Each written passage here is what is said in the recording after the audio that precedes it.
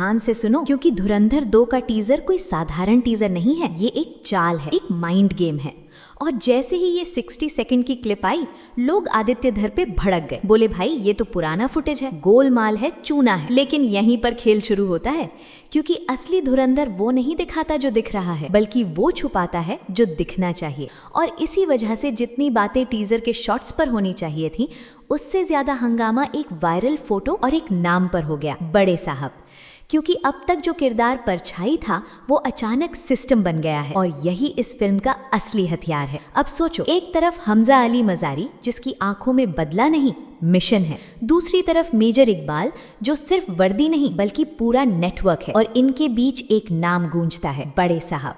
वो इंसान जिसे रहमान डकैत जैसे डकैत पालते हैं, जिसे एसपी चौधरी असलम जैसे अफसर सल्यूट ठोकते हैं, और जिसे पाकिस्तान में नाम से नहीं रुतबे से पुकारा जाता है। और टीजर में अगर तुमने पलक झपका दी तो तुमने सबसे खतरनाक सीन मिस कर दिया, क्योंकि आधे सेकंड के भी आधे सेकंड में एक फ्रेम आता है जहां से कहानी का रास्ता बदल जाता है, जहां मेजर इकबाल हटता है और हमजा की डायरी उसे उस दरवाजे तक ले जाती है जहां बड़े साहब बैठा है। अब इसी बीच सोशल मीडिया एक और आग लगाता है, यामी धर का कैमियो, और लोग सीधे उरी से जोड़ने लगते हैं। लेकिन सवाल ये नहीं कि उरी से कनेक्शन है या नहीं, सवाल ये है कि यामी का किरदार किस तरफ है, क्योंकि आदित्य धर की दुनिया में कैमियो भी गवाही देता है।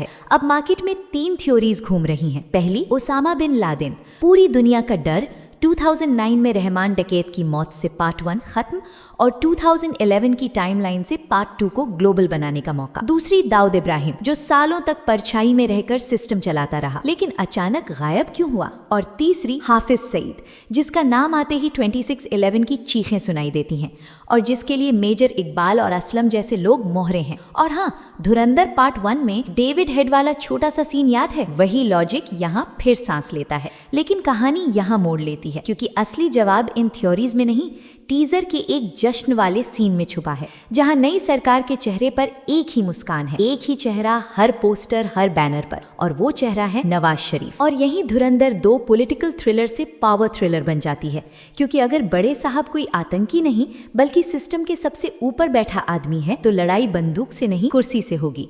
और यही सोच आदित्य धर को बाकी सबसे अलग बनाती है। इसलिए जब सोशल मीडिया पर सलमान खान का बड़े साहब वाला AI फोटो वायरल हुआ तो लोग पागल हुए, लेकिन सच्चाई ये है कि वो फेक था, क्योंकि असली दांव उससे भी ऊपर का है। और अगर धुरंधर 2 में वाकई दिखाया गया कि आतंक के प्यादे नहीं बल्कि सत्ता का चेहरा सबसे बड़ा विलन है, तो समझ लो ये फिल्म सिर्फ इंडिया में नहीं पाकिस्तान में भी रिकॉर्ड बनाएगी, क्योंकि सच की सबसे बड़ी खासियत ये है कि वो बॉर्डर नहीं देखता। और अब सवाल ये नहीं कि बड़े साहब कौन है, सवाल ये है कि हमजा अली मजारी उसे गिराने के लिए कितना नीचे जाएगा, कितना खोएगा और कितना बदलेगा। क्योंकि धुरंधर 2 बदले की कहानी नहीं, सिस्टम को एक्सपोज करने की कहानी है। और यही वजह है कि ये टीजर खत्म नहीं होता, दिमाग में चलता रहता है। तो अगर तुम्हें लगा ये सिर्फ पुराना फुटेज था तो गलती टीजर की नहीं, तुम्हारी नजर की थी, क्योंकि असली धुरंधर वही है जो पहली बार में समझ नहीं आता। बोलो, अब भी कोई शक? Take care, bye bye.